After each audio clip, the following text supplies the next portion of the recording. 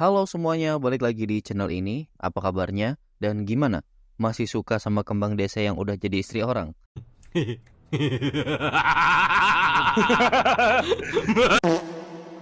Jadi di video kali ini kita akan ngebahas sebuah film yang menceritakan kisah seorang penjahat bengis yang bertaubat dan sekarang ia melakukan hal-hal baik saja demi menebus dosa masa lalunya. Namun sayang, ia yang sedang bertaubat ini malah terpaksa harus mengembalikan sisi kelamnya demi membela seorang anak perempuan yang ia cintai. Bagaimana? Pinisirin? Langsung saja kita ke alur cerita filmnya.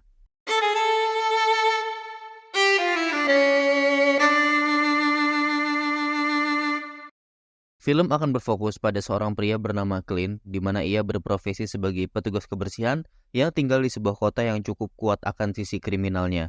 Dan sebagaimana seorang petugas kebersihan pada umumnya, yakni mengumpulkan sampah, kini Clint sedang mengendarai truk dan berkeliling untuk memasukkan sampah ke dalam truknya.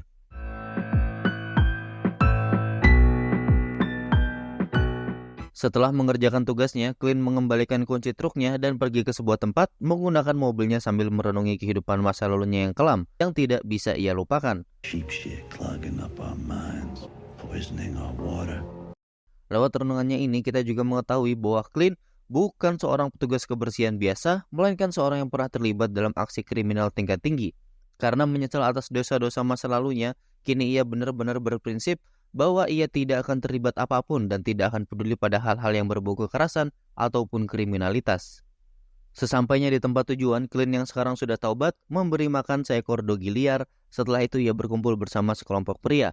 Perkumpulan ini diketahui bernama Alcoholics Anonymous. Clint sendiri mengikuti perkumpulan ini untuk menebus dosa masa lalunya yang kelam di mana ia pernah menjadi pria yang kejam dan juga jahat.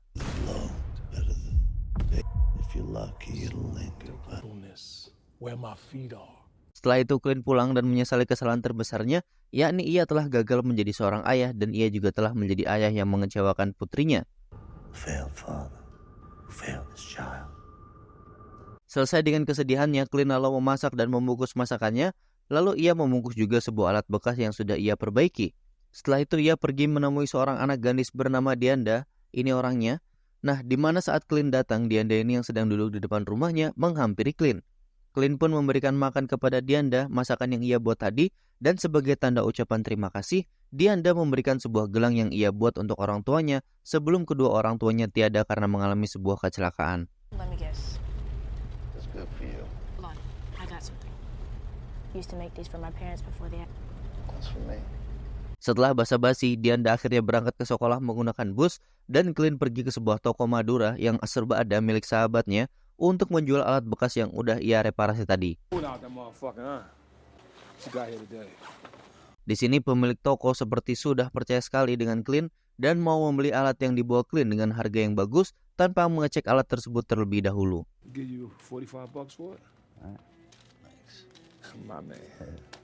Di tengah obrolan tiba-tiba masuk seorang anak yang membeli sebuah senjata yang entah untuk apa. Melihat sebuah senjata, Clint sempat termenung namun ia memilih pergi dan lanjut ke toko mesin milik seorang wanita bernama Hadley untuk mengambil sebuah mesin karena ia juga bekerja sampingan sebagai orang yang ahli di bidang reparasi. Pada malam harinya, Clint mengecat sebuah rumah yang berada di depan rumah Dianda yang dipenuhi oleh banyak coretan-coretan di dinding dan memperbaiki bagian rumah yang rusak yang sebenarnya entah rumah itu milik siapa tidak ada yang tahu, sehingga rumah tersebut menjadi rumah yang tampak layak huni dibuat oleh Clint. Semua kegiatan ini ia lakukan hanya demi satu tujuan, yakni menghapus dosa masa lalunya. Pada saat sedang beristirahat, Clint bermimpi pada pagi hari, ia menghampiri Dianda seperti biasa. Setelah itu mimpinya tiba-tiba berubah, di mana ia merasa bahagia sekali bersama putri tercintanya dahulu. Setelah itu, Clint pun terbangun dan langsung menangis, mengingat masa lalunya yang ia ingat lewat mimpinya.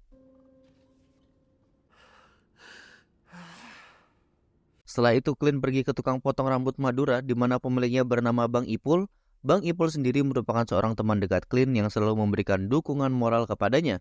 Ipul menasihati bahwa dari banyak orang yang menjadi langganan cukurnya, Clint merupakan orang yang berbeda karena memiliki masa lalu yang kelam. Bang Ipul mengatakan bahwa masa lalu yang kelam akan sulit untuk dibuang sehingga lebih baik berdamai saja dengan masa lalu yang kelam tersebut daripada stres.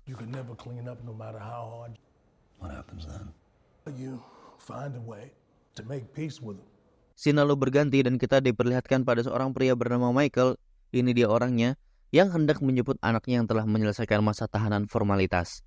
Anak Michael sendiri bernama Mickey, namun di sini terlihat setelah dari penjara, Mickey bukannya pulang dengan ayahnya yang sudah menjemputnya, melainkan dia memilih untuk pulang dengan teman-temannya menggunakan mobil yang cukup ikonik di Wakanda karena mobil tersebut mirip dengan mobil yang digunakan dalam aksi tendang kelapa dan selebrasi Siu ala Ronaldo yang dilakukan oleh mantan anak dari seorang pejabat di Wakanda. Scene lalu berfokus lagi pada sosok Clint yang hendak pergi bekerja karena sudah waktunya, namun sebelum ia berangkat, ia diberitahu oleh atasannya untuk menambah rute baru. Clint yang memang sudah berhati malaikat saat ini pun tidak merasa keberatan dan akan melaksanakan tugas tersebut. Gotta open up your route a bit. Sorry, boss. All good. Lalu ia pun berangkat dan mengumpulkan sampah ke dalam truknya.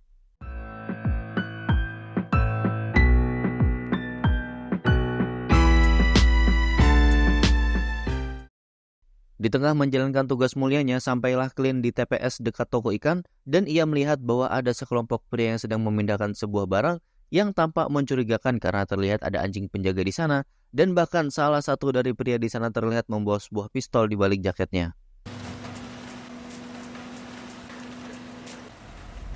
Melihat aktivitas yang mencurigakan ini, Clint tidak peduli dan meneruskan saja pekerjaannya. Disinilah untuk pertama kalinya Clint bertemu dengan Michael dan mereka saling bertatap-tatapan. Setelah itu Clint pun beristirahat dan kembali bermimpi buruk tentang masa lalunya. Ia pun terbangun dan mengambil foto putrinya dan juga ia langsung menangis.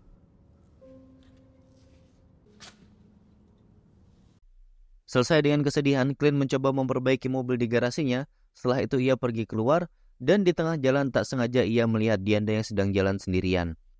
Clint pun menyapa dan bertanya kenapa ia berjalan kaki ke sekolah dan Dianda pun menjawab bahwa bus sekolah tidak akan melewati tempat biasa ia dijemput karena rute bisnya sudah berganti. The bus didn't come. It said service cuts. Running it to the neighborhood. Clint akhirnya mengantarkan Dianda dengan mobilnya dan saat di dalam mobil, Dianda melihat hadiah yang dia berikan kepada Clint kemarin dipasang sebagai gantungan kunci di mobilnya Clint. Scene lalu berpindah pada malam hari di mana Mickey akhirnya tiba di toko ikan, tempat di mana ia akan bekerja membantu ayahnya.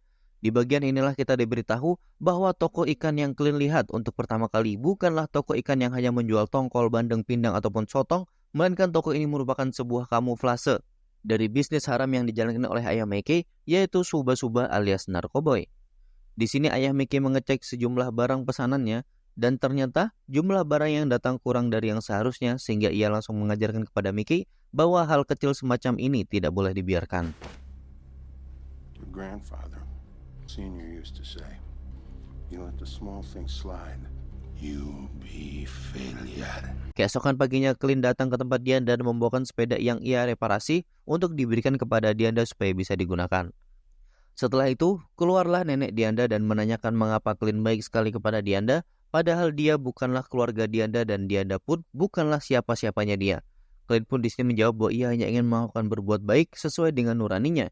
Di sini nenek Dianda juga bercerita bahwa kota ini dulu merupakan kota yang damai dan tenang. Nenek Dianda juga memuji Clint bahwa ia merupakan orang yang baik karena nenek Dianda melihat Clint memperbaiki rumah depan beberapa hari yang lalu. Namun di sini Clint membantah bahwa ia bukanlah orang yang baik. No, ma'am. Setelah itu, Clint menemui Bang Ipul lagi menceritakan kebersamaan dia bersama putrinya di masa lalu. Bang Ipul yang melihat bahwa Clint terbawa suasana sedih, memuji kedekatan Clint bersama putrinya dulu. You did good. Scene lalu berpindah ke ayah Mickey yang selagi menjalankan bisnis haramnya di waktu yang bersamaan, ia juga sedang mendengar khutbah di gereja. Memang ayah Mickey ini tipe-tipe manusia STMJ, alias sholat terus maksiat jalan. Selesai dari gereja, ayah Mickey mendatangi tempat usahanya dan mengecek barang haram yang ia beli dari orang Cina supplier biasanya. Namun karena kemarin ada masalah di mana barang yang ia terima tidak sesuai jumlahnya, maka ayah Mickey memberikan pelajaran kepada suppliernya dengan mengkoitkannya menggunakan kapak di depan Mickey.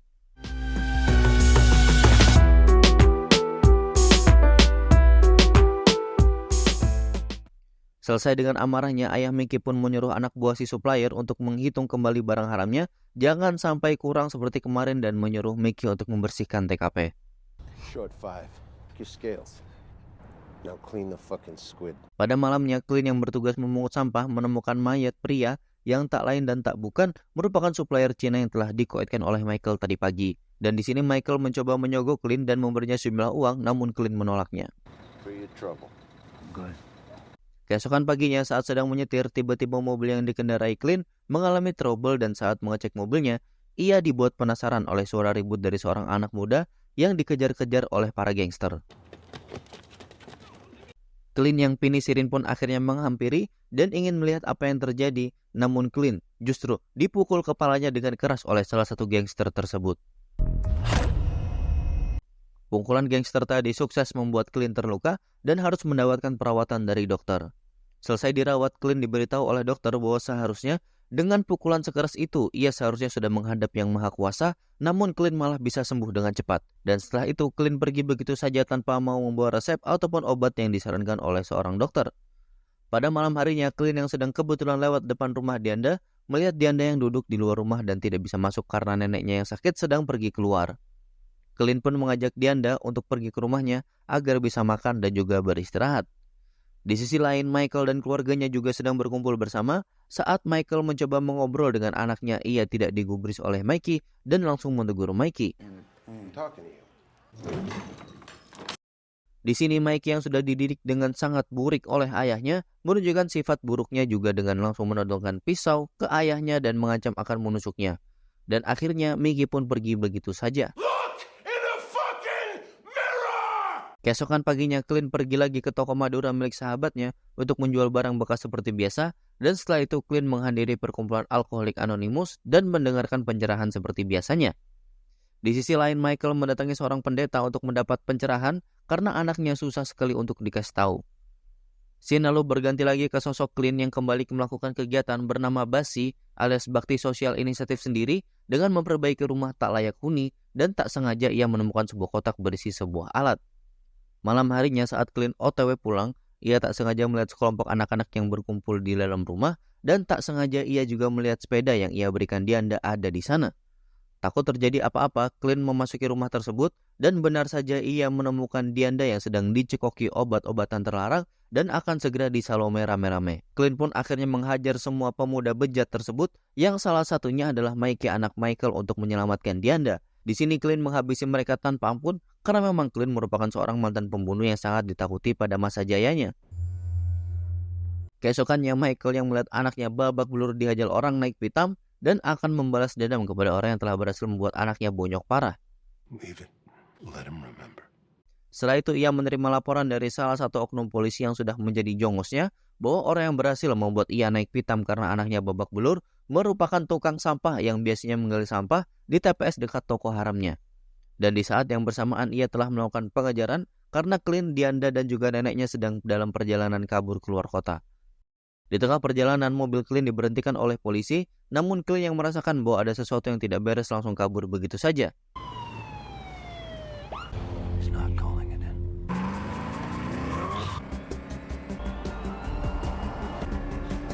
Berkat keahliannya, ia berhasil mengelabui polisi.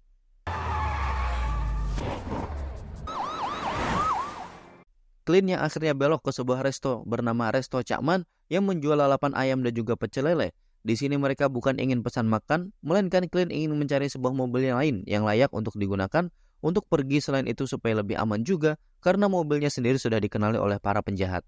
Namun di sini nenek Dianda yang panik, penyakitnya langsung kambuh dan meminta untuk berhenti supaya dia bisa ke toilet. Akhirnya Dianda mengantarkan neneknya ke toilet, sedangkan Clint mencari mobil yang bisa ia curi dan digunakan untuk pergi. Sayangnya di sini mafia dari kelompok lain yang berkomplot dengan ayah Mikey mendapati mobilnya Clint dan mereka langsung mencari Clint di dalam resto Cakman.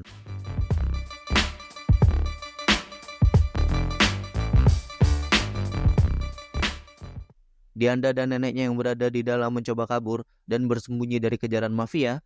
Clint yang berada di luar segera menyadari bahwa ada yang tidak beres. Seketika langsung masuk dan membantai semua mafia di sana dan berhasil menyelamatkan Dianda dan juga neneknya.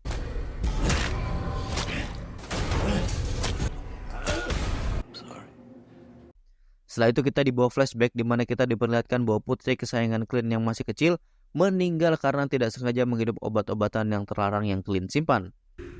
I'm sorry. It's not your fault. Selesai dengan urusan mafia yang ada di warung Cakman tadi, Clint membawa Dianda dan neneknya ke sebuah motel dan menyuruh Dianda dan neneknya untuk beristirahat terlebih dahulu.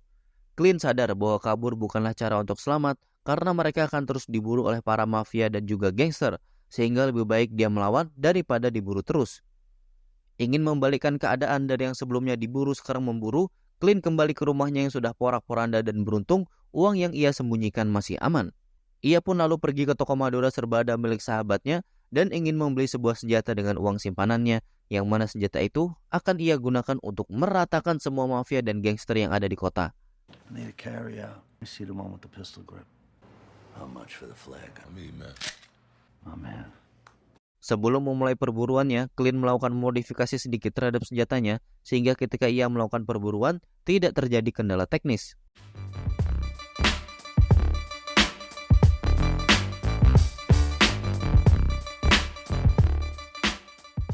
Di sisi lain, Michael mendapatkan informasi dari oknum polisi sebelumnya bahwa tukang sampah yang ia buru merupakan mantan pembunuh yang paling disegani. Sadar bahwa lawannya bukanlah tukang sampah biasa, Michael pun mencoba melindungi diri dengan menyewa para mafia yang ada di kota tersebut. Namun saat mereka sedang briefing, tiba-tiba sebuah truk sampah menjebol kediaman Michael dan langsung membuat seluruh mafia di sana terkejut. Dan tentu saja, Clint adalah orang yang melakukannya. Clint juga langsung memadamkan listrik di rumah Michael agar ia mudah menjalankan rencananya. Pertarungan sengit pun terjadi dan Michael yang aslinya merupakan seorang pengecut memilih untuk bersembunyi di lantai atas, sedangkan Clint menghabisi para kroco-kroco Michael. Di tengah pertarungan, ternyata tubuh Clint terkena tembakan dari salah seorang mafia dan hampir membuat Clint tewas. Namun karena Clint memiliki kekuatan fisik di atas rata-rata, ia hanya merasakan sakit sedikit saja dan ia lanjut membantai seluruh mafia yang ada di sana. Selesai dengan para kroco-kroco di bawah, Clint memburu target utama dan di sini istri dari Michael justru memberitahu Clint di manakah Michael berada. Saat Clint tiba di tempat persembunyian Michael yang pengecut pun langsung menembakkan senjatanya, namun Clint berhasil menghindar dan perkelahian tangan kosong pun terjadi. Di awal Clint terlihat kalah oleh Michael karena memang Clint sudah terkena tembakan sebelumnya, namun saat ia teringat oleh sosok putrinya, ia langsung bangkit dan membalikkan keadaan. Saat sedang ingin menghabisi Michael, tiba-tiba keluarlah Mickey dengan wajahnya yang rusak langsung menembak Clint dan mengenai bahu dari Clint. Melihat anaknya yang keluar menembak Clint, Michael sempat merasa bangga, namun setelah itu, tembakan selanjutnya justru mengarah ke Michael sehingga ia pun TWS alias tewas di tangan anaknya sendiri. Pada saat Mikey hendak menembak Clint juga, disinilah kepintaran sutradara dibutuhkan, di mana untuk membuat film ini happy ending, peluru yang ada di pistol yang dipegang oleh Mikey ternyata habis karena semua peluru sudah all in ke ayahnya sendiri, sehingga Mikey tidak jadi membunuh Clint dan ia pun langsung terduduk dengan pasrah. Beberapa bulan kemudian terlihat kota yang ditinggali oleh Clint kembali ramai oleh orang-orang yang kembali ke rumah mereka, dan sekarang kota ini sudah menjadi kota yang hidup, tidak ada lagi kejahatan berkat Clint yang sudah menghabisi para mafia dan gangster yang bersarang di kota itu semuanya. Selesai, akhir yang sangat memuaskan. Pelajaran yang bisa kita petik dari film ini adalah jauhilah narkoboy karena hanya merugikanmu dan jangan memberi makan anak dengan uang haram karena anak tersebut akan menjadi nakal dan susah untuk dibilangin. Saya Bejo mewakili keluarga saya yang bertugas mengucapkan terima kasih buat kalian yang sudah menyimak sampai habis, dan Bang Bejo beserta seluruh keluarga juga meminta maaf apabila ada kesalahan kata, dan jangan lupa untuk subscribe channel ini supaya Bang Bejo bisa memberikan kalian asupan film bergizi untuk bisa kalian nikmati.